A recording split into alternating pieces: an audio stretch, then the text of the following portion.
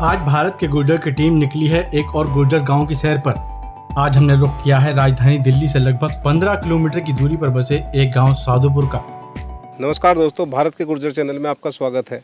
मैं रविंद्र कसाना आज आया हूं आपको ग्रेटर नोएडा क्षेत्र के एक गांव साधुपुर में, और जानेंगे इस गांव की हिस्ट्री, क्या कारण है इसका नाम रखा गया साधुपुर, और क्या यहाँ का जो युवा है वो किस तरफ चल रहा है, आगे बढ़ रहा है, और क्या इस गाँव की समस्या है और क्या परेशानी है, सब आपको दिखाएंगे हमारे चैनल पर।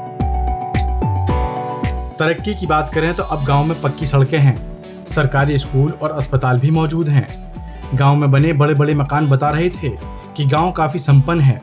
गांव में हमारी मुलाकात जगवीर सिंह जी से हुई, जिन्होंने हमें गांव के बारे में काफी जानकारी दी।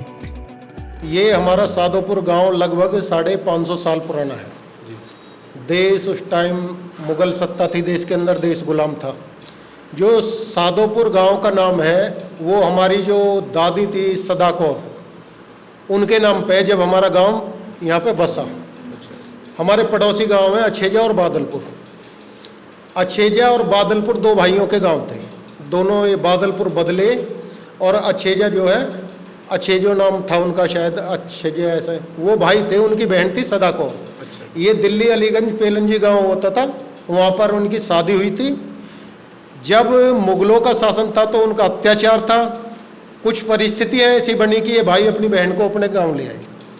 यहाँ आने के बाद उन्होंने अपनी ज़मीनों से ही ज़मीन दी और उन्हीं सदा कौर के नाम पर साधुपुर का गांव पड़ा। तो यहाँ पे अगर बात करूँ मैं, टोटल जनसंख्या इस गांव की कितनी है? हमारे यहाँ की टोटल जनसंख्या लगभग 5,500 के आसपास है।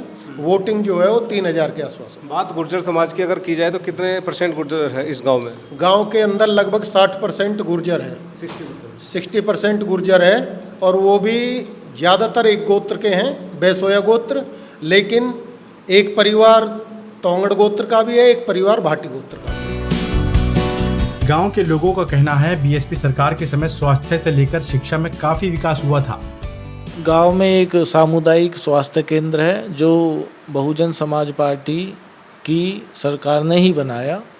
और अगर गौतम बुद्ध की बात, नगर की बात करें तो बहुजन समाज पार्टी की सरकार ने ही जिम्स नाम से अस्पताल बनाया और अब मेडिकल कॉलेज बन गया वो। इसके साथ ही नोएडा में बच्चों के लिए पीजी कॉलेज और मेडिकल सेंटर है, बड़ा अस्पताल। और निठारी गांव में जो अस्पताल है उसका कायाकल्प भी बहुजन समाज पार्टी की सरकार में ही हुआ। गांव में यदि हम शिक्षा की बात करें तो जो आज़ादी के बाद गांव-गांव स्कूल की मुहिम चली थी, केवल उसी टाइम के 2 प्राइमरी स्कूल हमारे यहाँ बने हुए हैं। उससे अलग प्राइवेट स्कूल है, लेकिन सरकार के द्वारा जो स्कूल बनने चाहिए आबादी के अनुपात में, वो चीज़ें नहीं हुई। हमारे यहाँ शिक्षा में एक बड़ा फ़र्क तब आया, तब मायावती जी की सरकार आई बीएसपी की, और उन्होंने लड़कियों के लिए डिग्री कॉलेज, इंटर कॉलेज और गवर्नमेंट पॉलिटेक्निक यहाँ पे बादलपुर में स्थापित किए। इसके साथ ही हमारी लगभग सारी लड़कियाँ जो है 100% लड़कियाँ जो है शिक्षित हो गई हैं लगभग। उससे पहले दादरी, बैदपुरा या गाजियाबाद बहुत कम लड़कियाँ ही जा पाती थी। लेकिन सबसे अहम बात, साधुपुर के युवाओं की शिक्षा का रास्ता जाता है भारतीय रेल से, क्योंकि वो इसी के जरिए अपने मुकाम तक पहुंचते हैं। सरकारी ट्रांसपोर्ट के नाम पे तो कुछ नहीं है, प्राइवेट ही है। मायावती जी ने एक यहाँ बादलपुर बस स्टैंड बनाया, उससे यहाँ पे बसें रुकने लगी, तो उससे थोड़ा बहुत फ़ायदा है कि अब बच्चे जो पढ़ने गाजियाबाद चले जाते हैं। बाकी मुख्य जो अगर मैं कहूँ परिवहन, तो रेल का माध्यम है।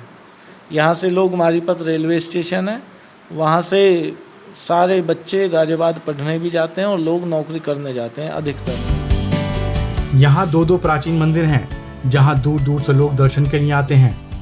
सिद्ध बाबा मंदिर को स्थापित किया था, गांव वालों के सहयोग से वो मंदिर स्थापित किया। दूसरा समझखेल, बाबा समझखेल का मंदिर है।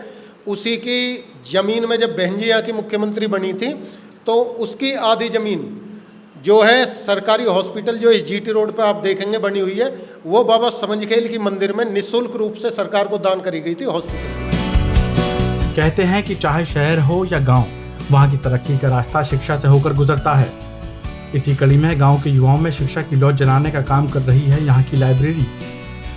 पिछले लगभग 4-5 वर्षों में सबसे पहले हमने पुस्तकालय गांव के अंदर खोली और उस पुस्तकालय से ऐसा है कि कोई ऐसी भर्ती नहीं जिसमें बच्चे न लगते हो। हाल ही में Uttar Pradesh police sub inspector की जो भर्ती हुई है उसमें लगभग 13 से 14 बच्चे सिलेक्शन फाइनल हुए हैं। बच्चे पहले मुखर्जी नगर जाते थे, 8-8 10-10 हज़ार रुपये का मंथली का खर्चा होता था उनका, पढ़ाई के अलावा खाने का प्लस रहने का और जो लाइब्रेरी खर्चा। ये लाइब्रेरी बेस्ट लाइब्रेरी है यहाँ पे जो पास में खुली है। उस तरह का माहौल तो नहीं है हमारे गांव का कि पढ़ाई से दूर है। हमारे गांव में अभी पढ़ाई करते हैं बच्चे, कॉलेज जाते हैं, बाहर पढ़ते हैं। ऐसा नहीं है कि मतलब पढ़ाई से दूर रहते हैं। पर्यावरण, पक्षी और आवारा जानवरों के प्रति प्यार भी हमें इस गांव में देखने को मिला। नहीं, वैसे तो मुझे बचपन से ही ये सब अच्छा लगता है। बाकी प्रेरणा तो मतलब मम्मी पापा भी यही सब करते ही हैं कि मतलब शुरू में तो जब बचपन में थे कि गाय को रोटी देना, केवल गाय को ज़्यादा पसंद करते थे जो हिंदू धर्म के अनुसार। लेकिन मैंने महसूस किया केवल गाय थोड़ी, पशु तो ये भी हैं, इनको भी जरूरत है देखभाल की, तो मैं तो इनके लिए भी करता हूँ। गांव में जीएसबी बॉक्सिंग एकेडमी है। एकेडमी में कोच प्रमोद बॉक्सर के द्वारा निःशुल्क शिक्षा दी जाती है, जहां बच्चे लगातार मेहनत करके देश के लिए मेडल जीतकर अपने गांव और समाज का नाम रोशन करना चाहते हैं। हाँ, हमारे गांव में बॉक्सिंग एकेडमी है जो गौतम बुद्ध नगर में अकेली एक एकेडमी है गांव की। अच्छा। हाँ, जिससे बच्चे अपने प्रयास से लेके आए हैं और आप जाके देखेंगे वहाँ एक अकेला रिंग हमारे गांव में ही है। प्रमोद कोच साहब की जो पूरी सेना इधर है निस्वार्थ, जो कि फ्री ऑफ कॉस्ट यहाँ कोचिंग चलती है। गांव में पुस्तकालय भी है और ये जो हमारा गांव सादोपुर है इसमें सबसे ज़्यादा पहले जो है हमारे जितने बुजुर्ग थे सब फौजी थे। उन्होंने देश की सीमा पे जाकर देश की सेवा की थी। हर परिवार से एक न एक फौजी था और उनके बच्चे आज भी गवर्नमेंट जॉब में हैं। यहाँ से जब मैंने बेस रखा तो मेरे पास एक ही बच्चा आया था शिवा, और 1 महीना में यहाँ आता था, थाली बैठ के चला जाता था क्योंकि कोई बच्चा नहीं था मेरे पास। फिर एक आया जो 40-50 बच्चे अभी आने वाले हैं, बच्चे जुड़ते चले गए और पहला हमारा जो मेडल आया स्टेट में आया सिल्वर मेडल, अब नेशनल में मेडल आया यूथ में हमारा। तो यहाँ से जो बच्चे निकलने चालू हो गए। अब बात गुर्जर समाज की। सादोपुर के युवाओं के द्वारा लड़ाई झगड़े वाली छवि को बदलने की कोशिश की जा रही है, जिसमें वो काफी हद तक कामयाब भी हुए हैं और दबंगई को छोड़कर वो भविष्य बनाने के लिए शिक्षा पर जोर दे रहे हैं। साथ ही हमारे बच्चे केवल और केवल पुलिस में सिपाही तक, फौज में सिपाही तक ही सीमित थे, आज वो अधिकारी रैंक की पोस्टों के लिए प्रयास कर रहे हैं। यहाँ मायावती का कॉलेज है, इंटर कॉलेज लड़कियों का कॉलेज है, मैंने उसमें भी जॉब की हुई है। तो उसमें जो मैडम थी उनको गलत फहमी थी कि भाई गुर्जर जो गलत होते हैं, मतलब गलत बोलना, रेस्पेक्ट नहीं करना। वो मुझे देख के कहती थी आप मतलब गुर्जर ही हो? मन की हाँ मैं गुर्जर ही हूँ। ने कहा हमें तो नहीं लगता, क्योंकि आसपास का माहौल देखते हैं तो वो सोचते थे कि मतलब ये बदतमीज टाइप के होते हैं। उनका आप ऐसे हो या बनते हो, मन कि मैं ऐसा ही हूँ जैसा आपके सामने हूँ। छवि बनाई थी समाज में, पहले लोग देखते थे, लेकिन ऐसा कुछ नहीं है। गुर्जर समाज में दबंग नहीं है, हेल्पफुल लोग हैं, सभ्य लोग हैं, पढ़े लिखे बच्चे हैं भी हैं, आगे बढ़ रहे हैं हर समाज में, हर क्षेत्र में।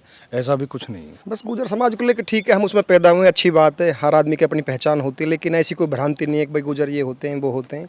समाज में सबका भला करना चाहिए। बच्चे आगे निकल के आ रहे हैं शिक्षा में, खेल में, चिकित्सा में, हर चीज़ में। क्योंकि जो हमारे लोग और हमारी जो कौम है गुर्जर कौम बहुत ही सीधी सादी है, क्योंकि यह वह कौम है जो अपने काम बिगाड़ कर अपने को लोगों को छोड़कर पराये के लिए पे जान भी दे देते हैं। इसके अंदर छल कपट नहीं है। आप पुराने इतिहास उठा लो, पूर्व में हमारे गुर्जर धन सिंह कोतवाल जी से ही मेरठ के जो क्रांतिकारी भूमि से उन्होंने जो बिगुल बजाया था, पूरे आज भी पूरी दुनिया में उनका जो फेमस है। और कहीं भी आप पूर्व के जितने गुर्जर उठा के देख लो, आज तक कोई भी गुर्जर ऐसा नहीं मिल सकता आपको, इतिहास में ऐसा कोई भी अन्य लोग या अन्य समाज के लोग ये नहीं बता सकते कि उस गुर्जर ने हमारे साथ ये छल कपट करा। गुर्जर समाज की छवि को सुधारने की कोशिश हमारा चैनल भी कर रहा है। साथ ही हम देश के हर गुर्जर गांव की कहानी और वहां के लोगों की बात आप तक पहुंचा रहे हैं। हमारी इस मुहिम में लोग हमारा साथ भी दे रहे हैं।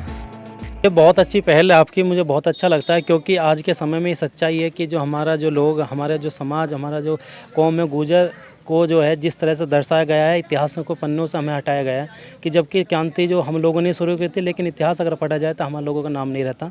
लेकिन आप भाइयों के सहयोग से क्षेत्र में ये लोगों तक मैसेज जाएगा। जो युवा हमारे गलत दिशा में जा रहे हैं, गलत दिशा में ना जाकर सही दिशा में जाकर जो हमारे पुराना इतिहास है उसे हम लोगों के सामने लाएंगे। बहुत बहुत धन्यवाद, आपने हमें अपना कीमती समय दिया। तो आज ये थी एक विशेष रिपोर्ट हमारी, हमने हर चीज़ों को आपको दिखाया, इस गांव का इतिहास भी दिखाया, इस गांव की क्या समस्याएं वो भी बताई। ऐसी ही वीडियो देखने के लिए आप अपने चैनल भारत के गुर्जर को सब्सक्राइब करें और आप हमें फेसबुक और इंस्टाग्राम पर भी फॉलो कर सकते हैं।